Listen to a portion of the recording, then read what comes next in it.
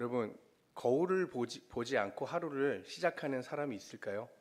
저는 그랬습니다. 오늘이라고 말씀하시면 제가 할 말이 없지만 우리 모두 교회 나올 때 거울을 보는 줄로 압니다.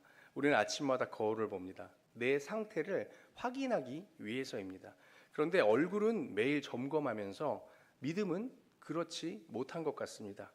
오늘 본문에서 야고보는 말합니다. 말씀은 거울이다. 그리고 이어서 말합니다. 말씀을 듣고도 행하지 않는 사람은 거울을 보고 돌아서 잊어버리는 사람이다. 그러니까 말씀은 우리의 거울이 되고 행위는 그곳에 비친 진짜 우리의 믿음의 모습이라는 것입니다. 야고보서는 굉장히 현실적인 책입니다. 믿음을 이야기하지만 항상 행위로 검증합니다. 그래서 유명한 종교개혁가 마틴 루터는 믿음을 중요시하기 때문에 이 야고보서를 심지어 지푸라기 서신이라고까지 말했습니다. 행위를 너무 강조하기 때문입니다. 하지만 그런 마틴 루터조차도 자신의 믿음을 비추는 거울로 사용한 귀한 책이 있습니다. 제가 올해 몇 번이 될지는 모르겠지만 한국인들 독서율이 점점 줄어들어서 한 권이 안 된다는 얘기를 들었거든요. 어디서? 그래서 우리 청년들은 또 아울러 우리 모든 교인분들께서는 이제 하나님을 아는 이 지성을 채우기 위해서 기독교 명저 시리즈를 좀 하려고 합니다. 오늘은 그 일환으로 마틴 루터조차 행위를 그렇게도 강조하지 않고 믿음을 강조했던 마틴 루터조차도 너무나도 사랑했던 우리 기독교 성경 다음으로 가장 많이 읽혔다라고 하는 기독교에서요. 기독교 서적 바로 그리스도를 본받아, 오늘 설교의 제목과 같습니다. 그리스도를 본받아라는 책을 가지고 오늘 말씀과 함께 나누어 보려고 합니다. 이 그리스도를 본받아는 중세 영성의 고전인 이 토마스 아 캠피스라는 이 교부를 통해서 교부가 썼던 책입니다. 그런데 아이러니한 것은 이 책은 너무도 행위, 즉 믿음을 실천하고 강조하는 책입니다. 아까 말한 것처럼 믿음만을 강조했던 마틴 루터가 행위를 강조하는 야고보서를 지푸라기 서신이라고 했는데 이 책을 너무나도 사랑했는데 이 책은 행위를, 실천을 너무나도 강조하고 있는 책입니다. 이 책은 우리가 잘 아는 영적 대가들이 언제나 곁에 두고 보았던 책으로서 앞에 말씀드린 마틴 루터 또한 그리하였고요. 특별히 이 나치 독일에 저항했었던 본회퍼 목사님도 이 나치 독일에 의해서 처형당하는 그날까지도 이 책을 보신 것으로 아주 유명합니다. 오늘은 야고보서의 확장과도 같은 이 책을 소개하며 말씀을 이어가겠습니다. 이 책의 저자인 토마스 아 캠피스는 14세기에서 15세기쯤 독일 캠펜에서 태어난 수도자이자 영성가였습니다. 그는 내면의 경건과 실제적인 신앙을 강조하며 평생을 수도원에서 기도와 묵상 그리고 필사 생활을 하며 조용한 공동체 삶을 살았습니다. 역사적으로 90세 이상 거의 산 것으로 보고 있습니다. 대표저서 그리스도를 본받아를 통해 그리스도를 닮는 삶의 중요성을 강조하며 이후 기독교 영성 전통에 깊은 영향을 끼쳐서 오늘날까지 이루고 있습니다. 오늘은 특별히 이 책에 그리스도를 본받아의 1권의 2장만을 소개해 드리도록 하겠습니다. 분량이 많기 때문에 보통 이런 이제 설교를 하게 되면 다 얘기하려다가 결국 아무것도 얘기를 못하는 경우가 있어서 오늘은 이 책에서 2장의 내용만을 다루도록 하겠습니다.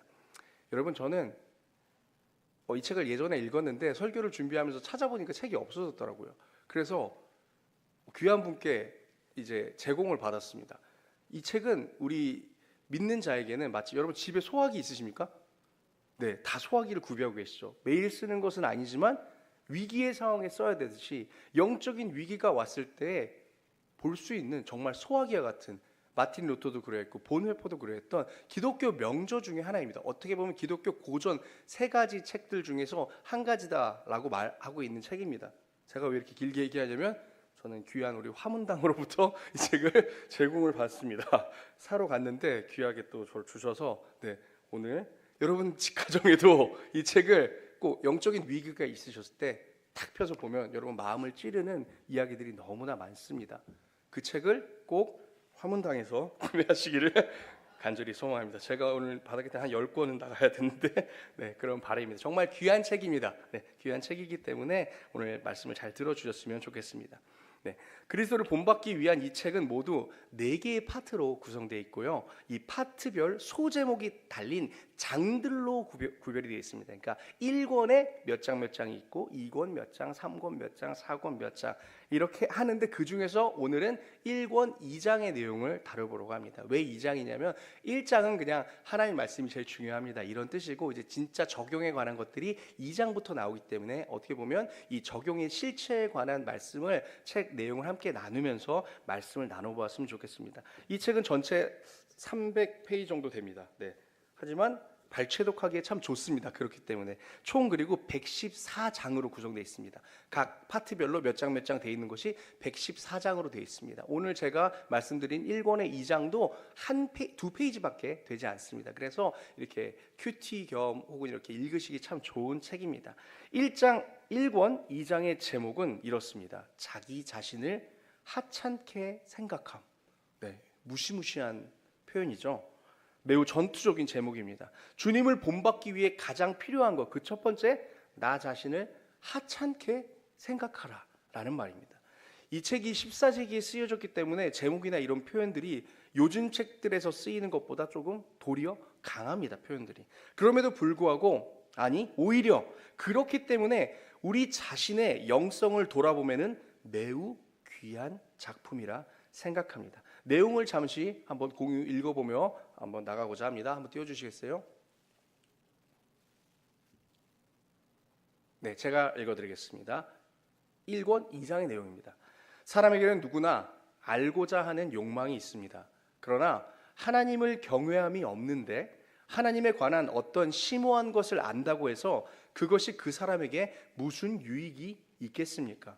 자기 자신이 스스로 낮아져서 하나님을 열렬히 섬기는 시골 농부가 자기 자신을 살피는 데에 관심이 없고 오직 천체의 운행만을 관측하는 교만한 철학자보다 낫습니다.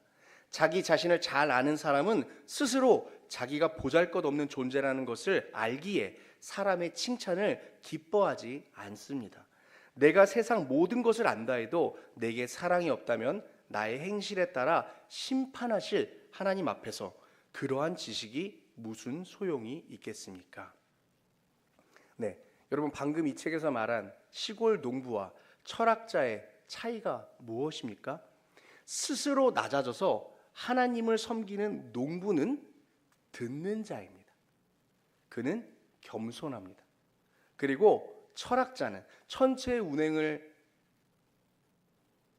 공부하고 배우는 철학자는 자신의 채운 것을 드러내는 자, 곧 말하는 자이며 교만을 의미합니다. 오늘 우리가 읽은 야고보서는 그래서 이렇게 말합니다. 19절 한번 다시 띄워주시겠어요? 19절입니다. 19절 저희 함께 읽겠습니다. 시작. 내 사랑하는 형제들아 너희가 알지니 사람마다 듣기는 속히 하고 말하기는 더디하며 성내기도 더디하라. 아멘. 여러분 듣는 농부는 겸손해서 하나님을 찾습니다. 그는 수용하는 자이고 하나님을 사랑합니다. 그러나 교만한 철학자는 자신을 쉬이 드러냅니다. 그렇게 그는 언제나 말합니다. 그리고 언제나 말하고자 하는 자에게는 성냄이 동반합니다. 즉 드러내는 자에게는 분노가 함께 따라온다라는 것입니다. 그렇기 때문에 야고보서도 쉬이 듣고 더디 말하라 우리에게 말하고 있습니다. 야고보는 믿음의 자녀들에게 속히 듣고 느리게 말하라 라고 합니다. 듣는 태도가 결국 우리의 믿음을 지키기 때문입니다. 여러분 오래된 신앙일수록 성장이 느린 이유가 무엇일까요? 왜 예수를 만나고 소위 우리 인생이 홀라당 변해버렸는데 그 변해버린 우리 인생이 다음 도약으로 가지 못할까요?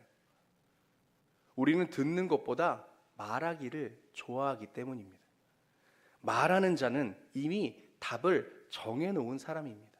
그래서 말씀으로 변화되었던 사람이 이제는 말씀을 들어도 변화가 일어나지 않습니다. 죄에 속해 있던, 죄의 권세에 있던 우리가 하나님 말씀 때문에 돌이켰는데 그 다음 스텝으로 가지 못하는 것입니다. 우리가 듣는 자가 아닌 이제는 말하는 자로 변화되어 버렸기 때문입니다. 토마스 아켄피스는 말합니다. 이 책의 다른 챕터에서 이렇게 말합니다. 진리는 논쟁으로 얻는 것이 아니라 겸손으로서 받아들여진다. 여러분, 말씀을 들을 때 우리가 온전하지 못하고 들어야 하는 존재임을, 바로 죄인임을 기억해야 합니다. 우리 안에 소리를 줄이는 것, 이것은 여러분 성향의 문제가 아닙니다.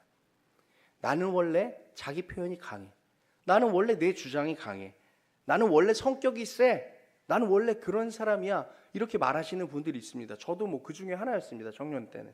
나는 정확한 사람이야. 아무튼 나는 옳은 말 아니면 안 해. 뭐 이런 분들이 있잖아요. 나는 틀린 말은 안 해. 나는 갈 때 가고 올 때 오고 난 명확한 사람이야. 뒤끝이 없어. 라고 말하시는 분들, 여러분, 사람은 누구나 다 정확합니다. 그것을 드러내느냐, 드러내지 않느냐의 차이일 뿐입니다. 우리 안에 소리를 줄여야 합니다. 그래야 말씀이 들리고 말씀에 비친 내 모습이 보입니다. 자기 소리를 자꾸만 키우기 원하는 자, 속히 듣고 더디게 말하는 자가 아닌 더디게 듣고 속히 말하려는 자, 그에 대해서 이 책에서는 이렇게 기술합니다. 네, 다음이요. 1권 2장에 있는 다 내용입니다. 무엇인가 알고자 하는 지나친, 알고자 하는 욕망을 경계하라는 게 아닙니다. 무엇인가 알고자 하는 지나친 욕망을 경계하십시오. 왜냐하면 그러한 욕망 속에는 망상에 사로잡혀서 어떤 것이라도 들추지 않으면 견디지 못하고 안절부절 못하는 성향이 들끓고 있기 때문입니다. 어떤 것들을 많이 아는 사람들, 즉 유식한 사람들은 사람들에게 자기가 유식해 보이는 것을 좋아하고 지혜로운 자라는 말을 듣기를 좋아합니다.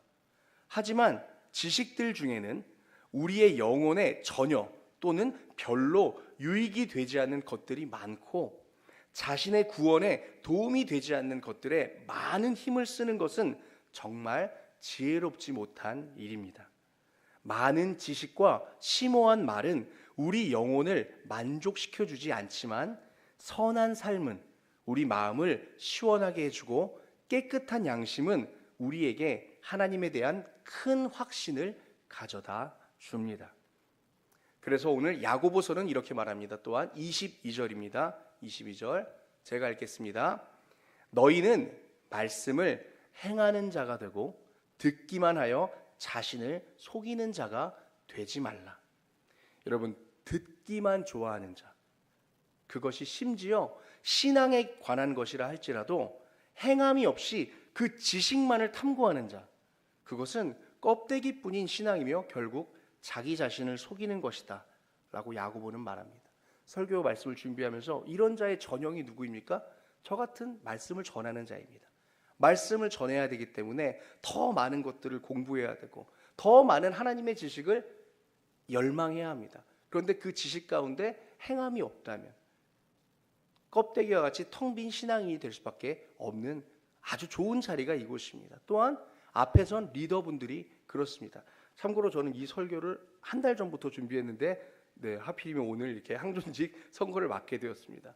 어떻게 보면 큰 책임을 느끼시게 되는 말씀이 될지도 모르겠습니다. 여러분, 그렇게 앞에 선 자들은 더욱더 행하는 신앙의 본을 보여야 한다라는 것입니다. 듣는 것, 그것을 아는 것이 풍성한 것이 우리의 믿음의 증거가 아니며 행하는 것이 믿음의 증거다 말하고 있는 것입니다. 여러분, 특별히 야고보서는 자기 자신을 속인다라고 말하고 있습니다. 여러분, 누군가에게 속는 것도 문제지만 속이는 주체가, 심지어 자기를 속이는 주체가 자기 자신이라는 것은 더 큰 문제입니다. 그런데 오늘 누가 속입니까? 믿음을 가진 자들 중에서, 앞에 선 자들 중에서 그들이 스스로를 속이는 주체가 되는 것입니다. 그래서 행함이 없이 믿음을 가진 그들이 더욱 큰 악영향을 끼치게 되는 것입니다. 토마스 아켄피스는 다시 이렇게 말합니다. 이제 마지막입니다. 이게 책의 마지막 내용입니다. 2권의 2장에 한번 띄워주십시오. 당신이 더 많이 알고 더 잘 이해하는데도 당신의 삶이 그만큼 더 거룩해지지 않는다면 당신은 더 혹독한 심판을 받게 될 것입니다. 그러므로 당신이 가지고 있는 어떤 뛰어난 재능이나 지식으로 인하여 교만해져서는 안 되고, 도리어 그러한 재능이나 지식이 당신에게 주어져 있다는 사실을 두려워하십시오. 당신이 많은 것을 알고 잘 이해하고 있다는 생각이 든다면 당신이 알고 있지 못한 것들이 훨씬 더 많다는 것도 명심하십시오. 스스로 안다고 생각하여 마음이 높아져서 자고하지 말고 도리어 당신의 무지함을 고백하십시오. 성경에 대해서 당신보다 더 해박하고 깊이 아는 사람들이 많은데 왜 당신은 자신이 다른 사람보다 더 낫다고 생각하여 스스로 자고한 것입니까? 당신이 무엇인가 유익한 것을 알고 깨닫기를 원한다면 남들이 당신을 알아주지 않는 것을 좋아하고 남들이 당신을 아무것도 아닌 사람으로 생각하는 것을 좋아하십시오. 자기 자신이 하찮은 존재라는 사실을 제대로 아는 것이야말로 가장 온전한 최고의 지식입니다.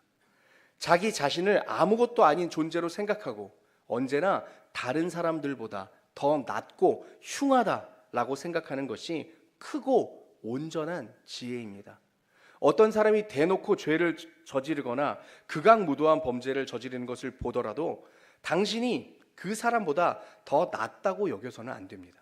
왜냐하면 당신이 죄를 짓지 않고 있는 상태로 살아가는 것이 얼마나 지속될 것인지 아무도 장담할 수 없기 때문입니다.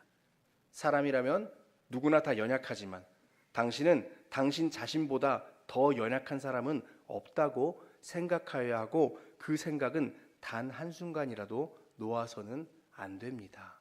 네, 이게 1권의 2장의 대부분 전부 다의 내용을 제가 다 오늘 읽어드린 겁니다. 별로 많지 않기 때문에 이러한 내용들을 묵상하는 것이 우리 성도들의 신앙생활에 참 좋은 행동이라고 봅니다. 사랑하는 성도 여러분, 세상에서 가장 큰 소음은 무엇입니까? 여러분, 세상에서 여러분 귀에 따가운 소음이 무엇인가요? 다른 사람의 지적입니다. 네, 세상에서 제일 큰 소음은 다른 사람의 지적입니다. 옳은 말이라도 나에게로 향하는 다른 이의 말은 불편하기 이를 데 없습니다. 그렇다면 우리를 제어하고 고쳐줄 말은 어디에 있을까요?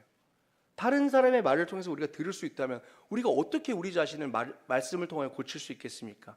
그것은 바로 우리 안에 우리가 설교를 통하여 또 성경을 읽고 이렇게 책들을 봤을 때 쌓이는 우리 안에 살아 숨쉬는 말씀을 깊이 상고할 때 내 자신이 내 자신 안에 있는 말씀에 따라 나에게 명령할 때 여러분 그것보다 좋은 신앙의 길라잡이는 없습니다.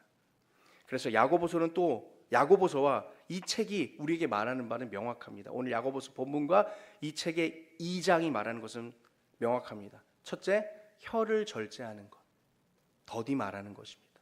둘째, 약한 자를 돌보는 것. 셋째, 새 속에 물들지 않는 것입니다. 이것이 믿음의 결과로 주어지는 행위라는 것입니다. 이 행위를 성취하여서 믿음을 얻는 것이 아니라 우리가 갖고 있는 믿음이 진짜라면 이 행위들을 통하여 드러난다라는 것입니다. 행위가 수반되는 우리의 믿음. 여러분, 믿음은 감정이 아닙니다. 행동입니다. 지금 나의 뜨거운 마음이 아니라 내가 어떻게 행동하고 있느냐가 바로 그 말씀의 거울에 비춰진 우리 믿음의 모습인 것입니다. 토마스 아킨피스는 또 이렇게 말합니다. 그리스도를 따르는 삶은 겉모습이 아니라 내면과 행동에서 드러난다. 여러분, 기독교 전통은 한결같이 말합니다. 참된 믿음은 반드시 행위로 나타난다. 행위는 구원의 조건이 아니지만 구원의 증거이다 라고 말합니다. 우리 이 자리에 모이신 여러분, 제가 이런 표현을 써보겠습니다. 베테랑 성도인 여러분, 네, 여러분 베테랑이시죠? 베테랑 성도인 여러분, 말씀을 거울로 사용하고 계십니까?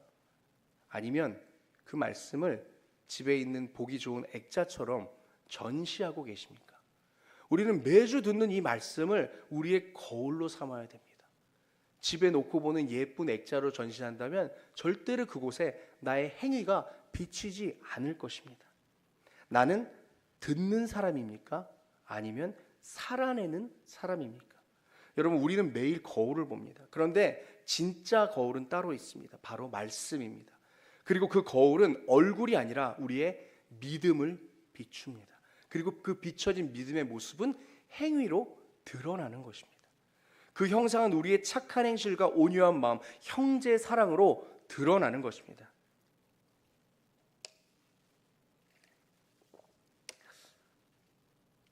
여자분들이 남자분들에게 늘 기대하는 것이 있습니다. 당신은 왜 사랑한다고 말을 안 해? 네, 당신이 옆에 계시면 한번 쳐다보셔도 됩니다. 지금 당신은 왜 사랑한다고 말을 안 해? 그럼 무뚝뚝한 남자들이 하는 말이 뭐죠? 다 들어보셨으니까 지금 아시는 거죠? 그걸 말로 해야 하나? 그럼 여자분들의 답은 뭡니까? 말로 해야 알지. 여러분, 말하지 않아도 아는 건 초코파이뿐입니다. 네, 감사합니다. 여러분, 말해야 하고 행해야 합니다. 우리의 신앙도 말하지 않으면 몰라요. 오늘 야고보가 강조한 내용으로 말하자면 여러분, 실행하십시오. 속히 듣기를. 실행하십시오. 더디 말하기를. 실행하십시오. 성내지 않고 참는 것을. 실행하십시오. 넘치는 악을 버리기를. 실행하십시오. 경건에 이르기를. 여러분, 경건에 이르기를 원하십니까? 야고보서 마지막 오늘 읽었던 말씀에 뭐라고 적혀 있나요? 혀에 재갈을 물리라 라고 말하고 있습니다. 그렇지 않은 경건은 자신을 속이는 것입니다. 그리고 어려운 일을 도우시고 세속에 물들지 마십시오. 우리에게는 이 모든 것을 행할 수 있는 믿음의 능력이 우리 안에 있습니다. 말씀을 통해 들었고요, 기도하고 하나님 예배하면서 믿음의 능력이 우리 안에 도사리고 있는데, 거울을 보면 그 믿음이 보이는데 오늘 말씀 뭐라고 하죠? 돌아서서 잊어버리는 것입니다. 행위가 수반되지 못하는 것입니다. 거울에 비친 여러분의 진짜 모습은 어떠십니까? 말씀이란 거울에 비춰 보인 오늘 여러분의 모습, 행위로 드러난 여러분의 모습이 무엇이 있는지 곰곰이 생각해 보시기를 간절히 축원합니다. 이 책이 도움이 될 것으로 저는 생각이 됩니다. 정말 제가 이 책 시리즈를 또 해도 이렇게까지 강권하진 않을 텐데요, 소화기와 같이 집에 있으면 너무나도 귀한 책입니다. 저도 가끔씩 보면 뜨끔뜨끔 놀라곤 합니다. 정확히 내 모습이 여기 적혀 있고 꾸짖는 하나님의 음성이 들립니다. 네, 오늘은 청년과 함께하는 오후 예배입니다. 여러분, 오전에 순서가 많으셔서 까먹으신 것 같지만 저희는 언제나 나눔의 시간이 잠깐이라도 있습니다. 오늘 나눔 주제 띄워주시겠어요? 네, 우리 주변에 3, 4, 5 모이셔서 길게 하진 않겠습니다. 내 삶을 통해 하나님께서 드러내고자 하시는 모습은 무엇일까요? 여러분 한번 나눠보셨으면 좋겠습니다. 하나님이 나의 삶을 통해 어떠한 행위를, 어떠한 선한 행위를 드러내기를 원하시는지. 두 번째, 현재 나의 삶을 비추며 나의 행동을 경계하는 하나님의 말씀은 무엇입니까? 여러분의 마음에 무겁게 들리는 하나님의 말씀이 있다면 함께 나눠주셨으면 좋겠습니다. 예, 나눔 잠깐 갖도록 하겠습니다. 여러분, 유익한 나눔이 되셨습니까? 시간이 부족한 건 항상 듣는 얘기여서 네, 늘 부족하시죠. 그렇게 말하고선 이거 끝나고 밑에 가서 나누시는 분 한 분도 없더라고요. 부족하시면 내려가서 또 나누시고 커피 한잔 하시고 하시면 너무 좋습니다. 저 좀 봐주세요. 네, 이제 자, 네, 끝내고 내려가서 하시면 됩니다. 네. 여러분, 말씀은 왜 하필 이름도 말씀일까요? 요한복음에서 우리 하나님을 말씀이라 표현합니다. 하나님은 왜 말씀의 형태로 계실까요? 이름도 왜 하필이면 말씀이실까요? 예를 들어 하나님이 어떤 형상이거나 빛이거나 그냥 바라보면 되는 것이 아니라 왜 하나님은 굳이 말씀일까요? 그래서 하나님이 말씀이시기에 우리가 말하면 들리지 않습니다. 하나님의 말씀을 듣기 위한 가장 좋은 방법은 나의 생각의 소리를 줄이는 것입니다. 특별히 앞에서 서서 하는 말도 줄여야 합니다. 저 요즘에 많이 훈련하고 있거든요. 하나님의 강대상에서 제대로 말씀하고 설교를 선포하려거든 일상에서 말을 좀 줄여야 되겠다라는 생각을 합니다. 저도. 여러분, 우리 모두 그것들을 경계하고 하나님의 말씀이 나의 삶 가운데 먼저 서도록 하는 저 여러분 됐으면 좋겠습니다. 우리 아까 함께 했던 찬양 다시 한번 부르고 우리 함께 나눈 제목들을 위하여 기도하도록 하겠습니다.